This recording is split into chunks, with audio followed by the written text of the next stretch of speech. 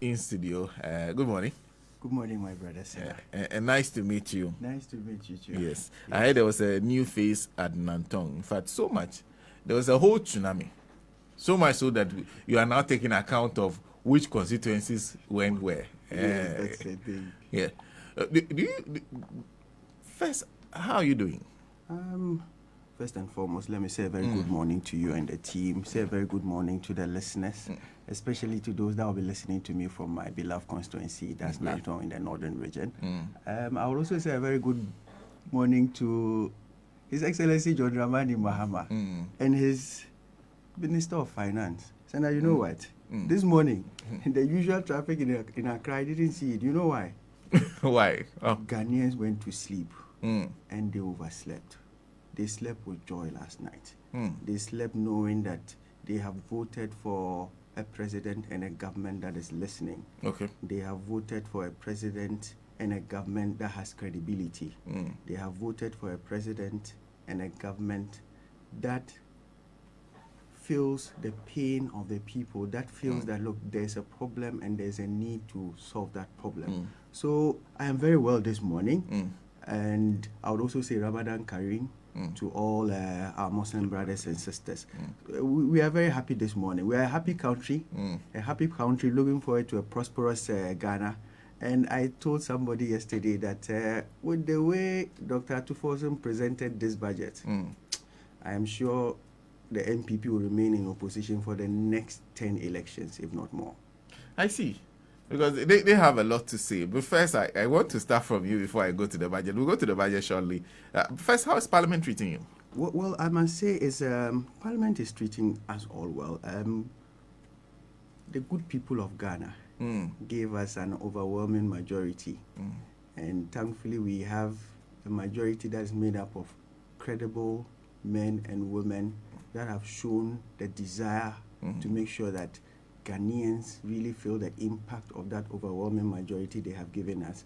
We are working together as a majority to ensure that the promises that we made the good people of Ghana, we fulfill each and every one of them, to make sure that that reset agenda we told everyone else, we fulfill them, to make sure that in the next 4 years, we are not going to only be on the streets of Accra shouting, vote for us, on the streets of Tamale in Nanton shouting, but the good people of Ghana would say that, look, this is a government that has fulfilled its promises. This is a government that has outdone itself. Let's give it another mandate. So for us in Parliament, everything is going on well. It's a new environment. We are learning a lot of new things, especially for those of us who are going in there for the first time. And fortunately for us too, we have very good seniors on the bench that are also doing their best to make sure that they carry us along. So it's a very good experience. And I thank the very good people of Nanton for giving me that opportunity to represent them in Parliament. I do not take that opportunity for granted at all. So you're not new to leadership. In fact, when I was checking, even when you go to Parliament's page and a little check on you, you've been in senior roles in the health sector. But how are you finding this new role? Now you are no longer in the health sector. You're now having to make a shift to politics. Is it something that you're used to? Have you been in politics for long? Well, I would say my political career started way back as a child because my father was a politician. Oh, yes. Yeah, I see. Yes. My father was initially a teacher, and during the PNDC era, he was made. You know, those days the district chief executives, they used to call them district secretaries. Yes. So he was made a district secretary for Zabzugu Tatale in those days. And then later on made the district chief executive for Sabulgu Nanton. And then from there, I think during the first Professor Atamil's government, he was the general secretary of the National Association of Local Authorities of Ghana. Oh, okay. So I have been going through with him in the trenches and learning. So the political career actually started from there. And then through secondary school in Prempeh College, I was the president of the Debaters Club. And then in 2004, we were national debate champions. So and then I was also president of the Medical Students Association and the University for Development Studies. So I think I have gone through some politics, thing, etc. So we have been through. And then, you know, being a medical person too is political. I'll tell you, say that it's not easy to take care of a patient. Mm. To take care of a patient, you need to understand the patient. Okay. You need to understand the psyche of the patient. Sometimes you are talking to somebody and then you are going to get a certain attitude. If you do not have that patience to be able to adapt, you can't be. So I think every medical person would make a very good politician. Yeah. And I'm realizing that there are a couple of doctors, medical doctors, trained. Clearly, you people, you will not struggle to get a job anywhere in the world, but you decide to leave the consulting room, leave your surgical tables, and you are moving into the world of politics. Any particular reason why? So I for me as a person, I have not entirely left the consulting room. I still make time to practice, especially to serve my own people. Okay. I mean, if I don't have the opportunity to practice for anyone apart from my people, you do it I for am your still people. doing it for my people. But essentially, I remember when I contested the first time in primaries, which I lost. Okay. That was in 2000. Okay. In one of our interviews, our current chairman, General Mosquito, he told me that, look, you from everything they are saying, you look like a very good surgeon. So why do you want to leave the theater and then join politics? So I told General that we have done a little bit of clinical work, but we also want to influence policy. Okay. Sometimes when you are just at the receiving end and you know what you can do to influence policy, it's better you get involved in that area where you can influence policy, you can make a change. So that once you influence the policy, you make the change as a politician. Even when you are given a certain time to serve and you move on, you will go back to a better health sector. Okay. You go back to a better agri sector. You go back to a country where policies are made well, students are studying well, our schools are running properly, there's good sanitation, and at the end of the day, they are happy Ghanaians. So I'm sure that is one of the reasons why a lot of medical or health personnel are also trying their best to get involved in this process of policy making, in this process of improving and making Ghana a better place. Now, that's quite interesting because you could be president of GMA, for example. There were less pressure on you. There will not be people coming from constituency always on your head and doing less pressure. You could go through the GMA. Why choose the path of? Well, like I said, Senan, you may be calling it pressure, but I call it the love for my people. Okay. When you want to serve and you want to serve really well, you should not be too worried the amount of pressure that is put on you to serve. Okay. What is the pressure my people are putting on me? They are saying that, look, as member of parliament, what can you do? What policies can you put in place to make sure that our roads are good? Okay. As member of parliament, what can you do to make sure that the children in Zhuao, the children in Tampion, the children in Nanton, the children in Zokon, they are sitting on the floor. What can you do to make sure that we have chairs in the classroom for them to study and have good quality education? They are saying that the hospitals we have in Janjor Kuko in my constituency, what can I do to ensure that there's a bed? What can I do to ensure that when a pregnant woman comes, there's a midwife that will be able to attend to her so that she delivers and goes home with a healthy baby? So those are the pressures. And then the next thing they are going to ask is, what can you do to help me have a better education? Okay. So when you put all these together, you will see why I almost overslept today. Because when you look through the budget, you will see better things are coming. And the pressure that's coming to me, the government is very likely to take it away from me and then make me also concentrate on doing legislation and all that. Because if you look critically at what the things this government is coming up with, you would see that the pressures that could have been put on you as a person or as a member of parliament or as a politician, we are putting in policies as a government to take those pressures off individuals. And I'll come to your highlights. But you are taking over from, so your problems should not be so many because you in Nanton until recently, you had a deputy minister as member of parliament.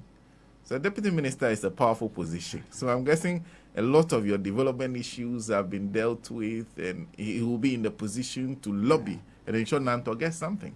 Well, I would say he has done his bit. Okay. Because in this world of politics and service to our people, you cannot say that somebody has been a member of parliament for 8 years and has not done anything for the people. But if we look at what we're expecting to be done, especially when we were given that position as Deputy Minister of Agric. You remember, Senator, for us, in our place, most of our people are just, we are farmers. Okay. I would tell you, really? for the last 4 years, when the person I took over from was Deputy Minister of Agric, we did not have a single tractor. Deputy Minister for Agric. Well, and I say this, anyone who is listening to me from Nanton, from Northern Region, from Accra here, anybody, we've said this over and over, not a single tractor came into our constituency. The people who did planting for food and jobs. We didn't, yes. Well, we did not have tractors coming in. Look, men and women of our constituency had to sleep sometimes on their farm because there's just maybe one tractor around that has to farm for this person, the next person here. Yes, that is the kind of problems. That is the reason why you would see that in that election, the previous election, he won with almost over 6,000 votes. And then we came to beat him with over 3,000 votes. Okay. Because the people were not satisfied. We felt that he had the opportunity to make life better for us, especially if he couldn't do anything at all. But in the agri sector, we're expecting that at least for our mothers and for our fathers, they'll have access to agri farming inputs, tractors, fertilizers, etc. Look, some of the agri inputs came in as late as around the 1st of December. Okay. And they put them in warehouses. Around the 1st of December? Around the 1st of December. Senna, in December, we don't farm in Northern Region. I know. But it came in. It's a dry season. Yes, you know why? It was supposed to be used as a political tool for the elections. But they decided that, look, let's keep this in the warehouse, and then after the elections, we can share it. But unfortunately, their own members broke into these warehouses after December 8th, and they have taken away these properties that belong to the state. Currently, the police is looking at those cases to see who actually broke People into broke in and took these inputs. Yeah, they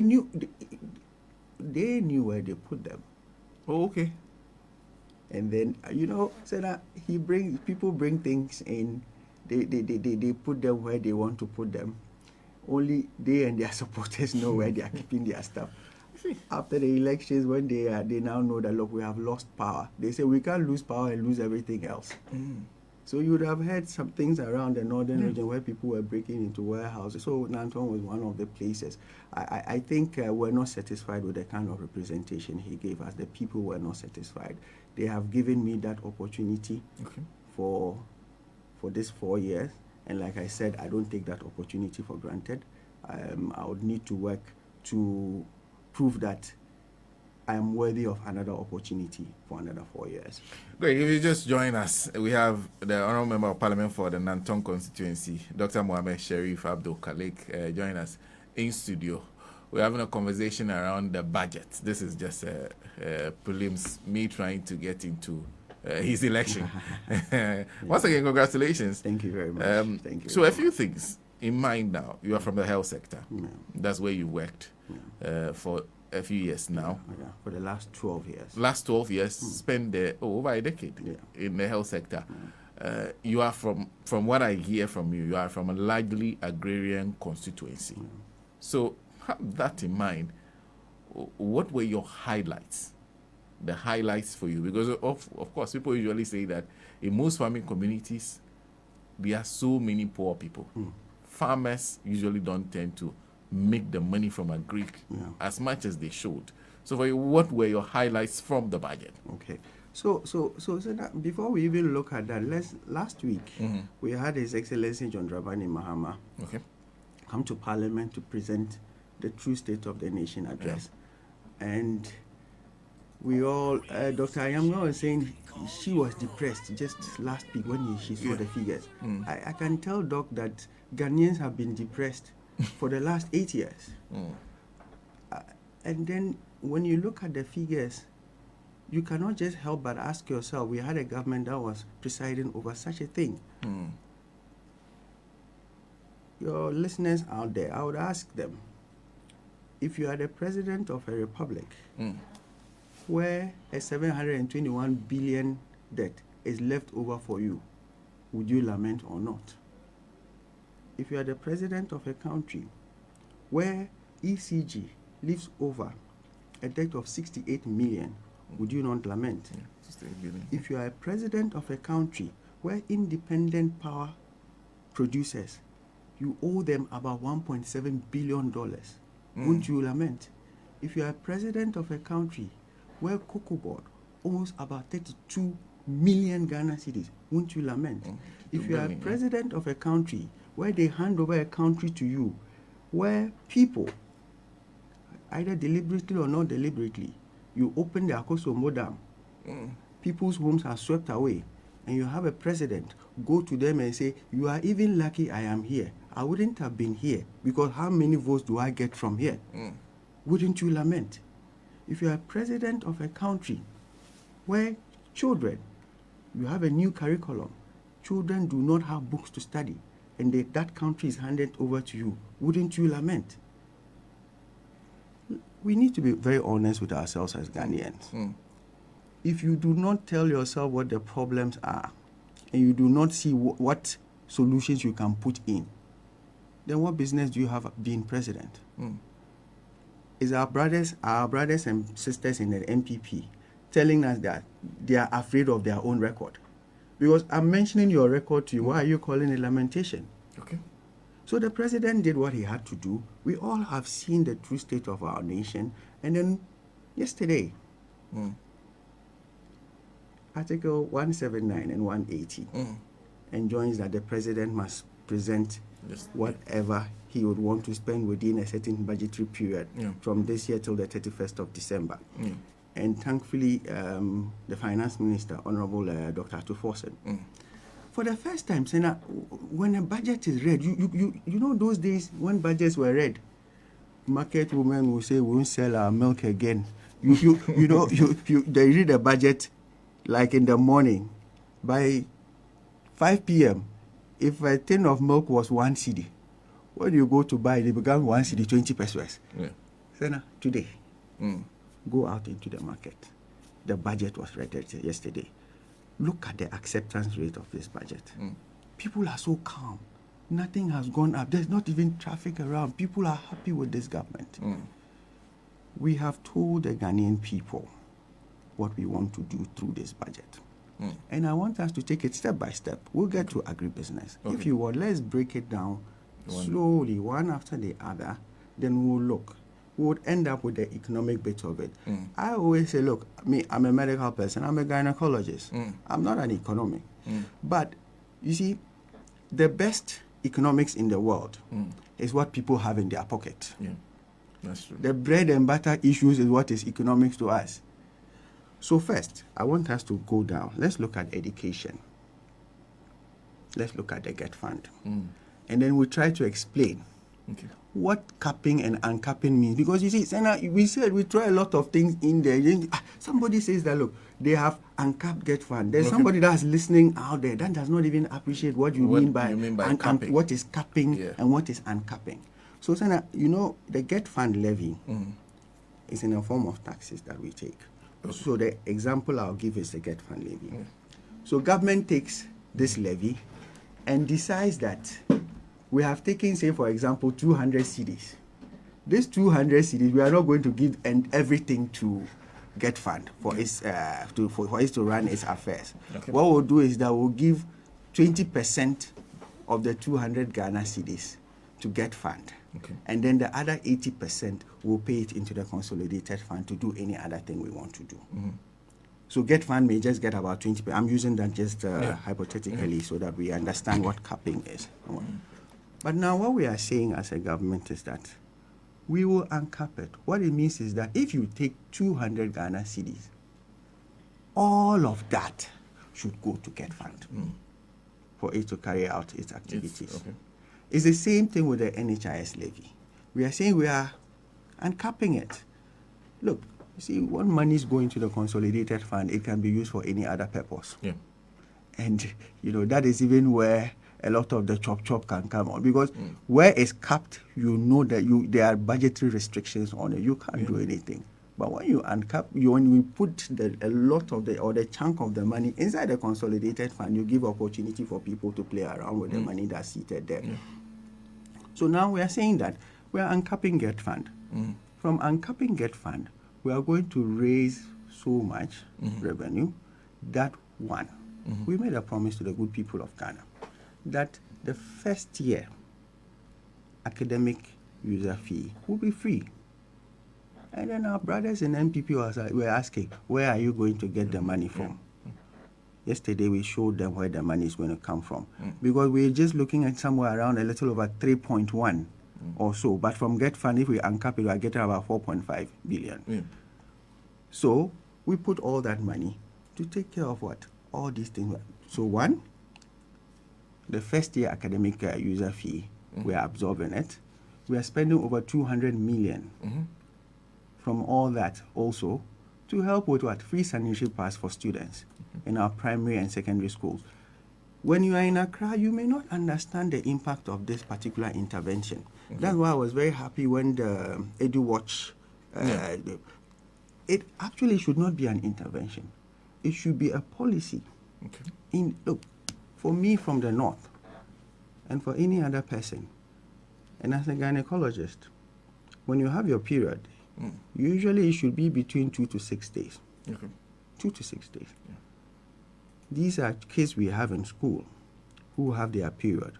Sometimes because they do not have sanitary pads, they will miss school for 2 to 6 days in a month. Do the mathematics for a year, and do the mathematics for the time they are in school. Usually they may start, these days because of our diet and etc., young girls start their periods quite early.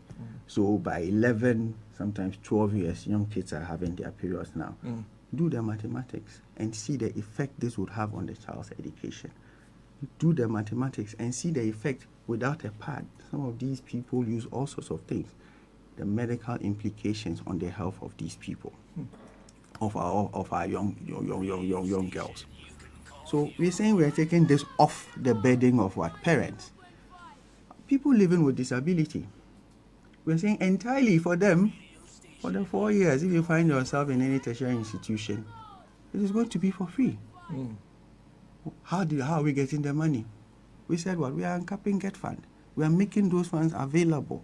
And thankfully too, we have an education minister who, I call him the 24-hour minister. He's everywhere, working tirelessly to ensure that the goals and aspirations of His Excellency John Dramani Mahama is achieved. Let's come down to the health sector. But on the matter of the Get Fund, the criticism from the New Patriotic Party is simple. Now, Get Fund usually is committed to educational infrastructure. Now, if you're putting policies like that on the Get Fund, you're essentially taking money that should have been spent in educational infrastructure on goods and services, on this kind of policy intervention, paying fees and others. That are you not, in essence, defeating the very purpose of the Get Fund? Senator, education, goods and services, infrastructure, they are twins. It should go hand in hand. If you have a beautiful structure standing in Nanton, and the children cannot pay the fees, what's the benefit of that structure? If you have a beautiful edifice standing at the University of Ghana, and first-year students cannot pay fees, what's the essence of that structure? We are saying together, we have done this before. How many of the E-blocks did we commission? How many of them did we build? By capping Get Fund, how many secondary schools were built in Ghana by the NPP? How many? They capped it. They got money. How much of that Get Fund money was used in infrastructure? The last time the former Minister of Education said about 5.1 million children benefited from the school feeding, right? When he was pushed, he said it was about 3.1. Yeah, that's from free SHS. Free SHS. So essentially, you are asking, so for us as a government, what we are saying, this is a priority intervention. We will put the money in that intervention.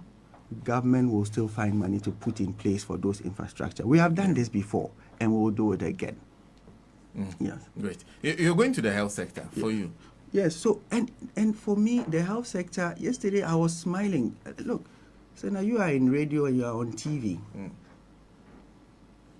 Every single day, when you watch TV, you find people, look, this person is going for this cancer treatment, needs 12,000 Ghana cedis. Yeah, that's true. This person is going for dialysis, needs this amount of money. This person needs this to go to India. From the budget yesterday, we are uncapping health insurance. It's going to make available about 9.3 billion or so Ghana cedis for the health sector. This money will go into claims payment. It will go into the acquisition of essential medicines. It could go into the what we call the Mohammed Care. And I'll just tell you briefly about the Mohammed Care and all these things about dialysis and the rest. If we are able to pay our claims on time, look, the health insurance has a 90-day payment agreement with all health institutions. What it means is that when I submit a claim to insurance, in 90 days, insurance is supposed to reimburse me for that claims payment. But I can tell you, someone who has worked in there before, you can have claims that will sit there for 6 months. And you are running a hospital, because most of the hospitals in Ghana, our major source of income, or our IGF, is coming from the insurance reimbursement. You're saying, what time are you talking about? Because the MPP says they have essentially dealt with the matter of the delays. Senan, you see, I'm going to borrow this from my uncle A.B.A. Husseini, that when the MPP man greets you good morning, raise your head and see where the sun is located before you respond. It's a 90-day contract. Okay. In 90 days, once I've submitted my claims to you, these claims should be paid. Okay. If you do not, what you are essentially saying is that that hospital should shut down, because they cannot buy essential medicines. They can. Some of the hospitals, and the other thing people do not know, some of the hospitals have what we call casual staff. These are staff that are not on the government payroll, but they still play essential roles in the hospital. Some of the cleaners and the rest, some of them are not on government payroll. Okay. So sometimes, look, we have hospitals that you find their casual staff are up in arms with the hospital management because they haven't paid them. So in uncapping this, we make money readily available to pay claims and pay it on time. And also to pay what? Realistic tariffs for the various services that are rendered by the hospitals. Okay. What it also means is that essential medicines will be bought. So now, the sad part of sometimes our health system is that somebody is having is on the national health insurance and gets to your hospital, they say, look, mommy, today the paracetamol we don't have, you need to go across the road to buy. Right, yeah. So we want to solve this problem. It will also solve the problems of vaccines. Okay. About 9 or 10 months ago, you would have heard children born in Ghana, born in Kwame Nkrumah's Ghana, could not be vaccinated. BCG, just BCG, to prevent tuberculosis. BCG. The vaccinations against the 6 childhood killer diseases. Children in Ghana could not be vaccinated. Mothers went to clinics and they had to go for several weeks before they will get a vaccine for their kids. So now what we are saying, let's make the money available, let's get these vaccines available, let's make sure that every clinic, every CHIPS compound, wherever a vaccination is needed, wherever there's a child that needs to be vaccinated, we do what? We get these vaccines. Just recently, we're having issues of meningitis in the Upper East and Upper West region. We want to solve these problems and make sure things are working out. Now we have what we call the Mohammed Care. This is where we are looking at, and for me, it's very heartwarming to know that somebody is thinking that there's a problem, and because there's a problem, let's find a solution. What is the problem? Worldwide, we have an upsurge of non-communicable diseases. When we say non-communicable diseases, we are saying diseases like hypertension, diabetes, etc., and all these related complications that come along. Because one of the commonest complications of your diabetes or your hypertension can be renal disease. Okay. It can be stroke. Okay. So all those things that come together, or it could be a coronary heart disease, all these things come together. And so what are we saying with Mohammed Care? We are saying, look, we have an upsurge of non-communicable diseases. What can we do to nip this in the bud? Yeah. We have patients that are running with chronic diseases that need certain interventions like dialysis, etc.